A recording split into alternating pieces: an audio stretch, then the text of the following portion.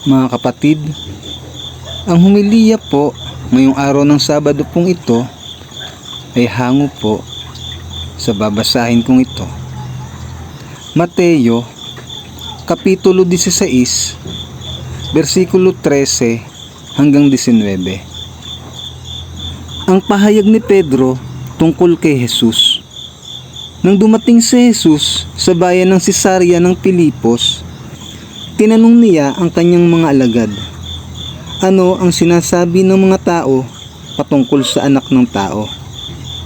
At sumagot sila, ang sabi po ng ilan, kayo si Juan na taga-bautismo.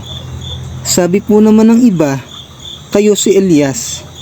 At may nagsasabi pong kayo si Jeremias o isa sa mga propeta. Tinanong ulit sila ni Jesus, ngunit para sa inyo, sino ako? Sumagot si Simon Pedro, kayo po ang Kristo, ang anak ng Diyos na buhay. Sinabi sa kanya ni Jesus, mapalad ka, Simon na anak ni Jonas, sapagkat ang katotohanan ito'y hindi inihayag sa inyo ng sino mang tao kundi ang aking Ama na nasa langit. At sinasabi ko sa inyo, ikaw ay Pedro, at sa ibabaw ng batong ito ay itatayo ko ang aking iglesia, at ang pintuan ng daigdig ng mga patay ay hindi magtatagumpay laban sa kanya. Ibibigay ko sa iyo ang mga susi ng kaharian ng langit.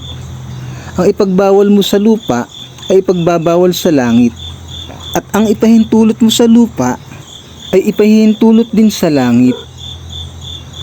Ang mabuting balita ng Panginoon.